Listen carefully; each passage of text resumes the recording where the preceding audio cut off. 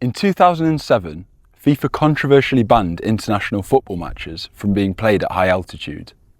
The ruling caused outrage across South America, with Bolivia's president even describing the ban as a form of football apartheid. And just a year later, the decision was reversed entirely. So what on earth happened? The controversy began after Brazilian football officials argued that playing at high altitude posed significant health risks to players not acclimatised to the conditions.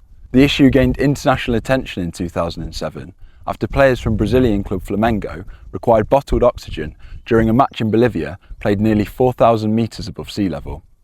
To give you some perspective, I'm currently standing only 400 metres above sea level. These complaints ultimately contributed to FIFA's decision to introduce the ban, particularly affecting Bolivia, Ecuador and Colombia, restricting their ability from hosting World Cup qualification matches in high altitude cities. But what are the significant health risks of playing football at high altitude? And if they were so significant, why was the ban eventually revoked? Unfortunately, I've never been very good at science, so I got in contact with someone who is. For people who might not understand the sort of science behind it, what happens to the body when you're training at high altitudes? At the lung, there's a lower oxygen that is able to diffuse into the blood, which then downstream means that we transport less blood to the muscles that we're using for muscle contraction, for movement, and that then leads to a drop in kind of our physical outputs, such as the amount of distance that we can cover. If we're doing kind of repeated sprints, the kind of total sprints might be lower or reduced. And then again, there's some health consequences of being at altitude for prolonged periods at kind of moderate to high altitudes, where we can have nausea, headaches caused from what we'd call acute mountain sickness.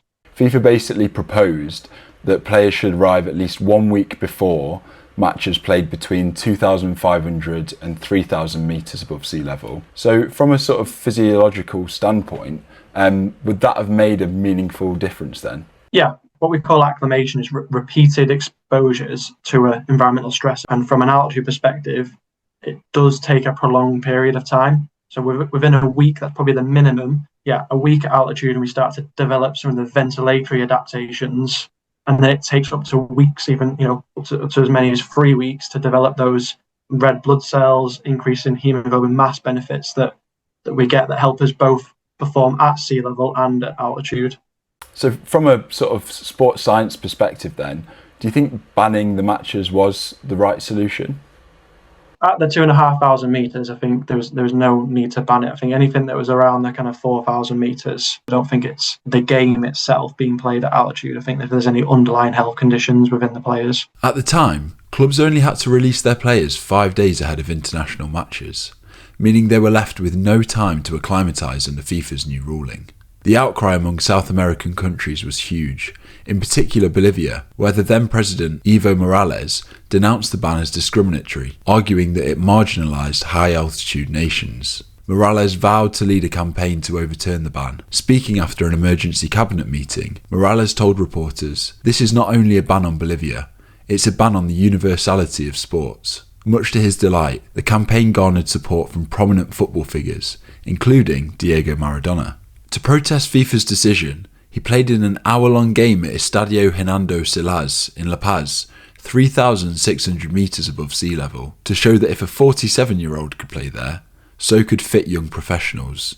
President Morales, a passionate footballer who, when not ruling Bolivia, played for an amateur second division team, joined Maradona in the game in one of football's strangest protests. So what was FIFA's response?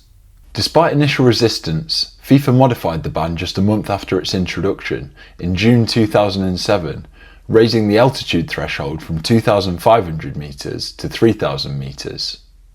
This adjustment reduced impact on some cities, but continued to exclude others.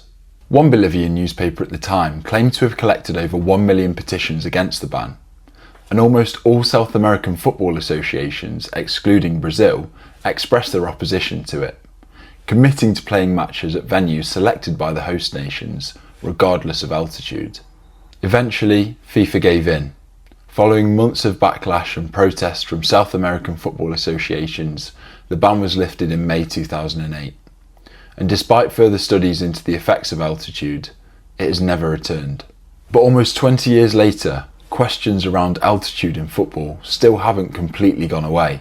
In fact, Dr Daniel Snape and others recently submitted a study examining the physiological effects of heat and altitude on players at the 2026 FIFA World Cup. If you want to check it out, I'll leave a link to the study in the description below.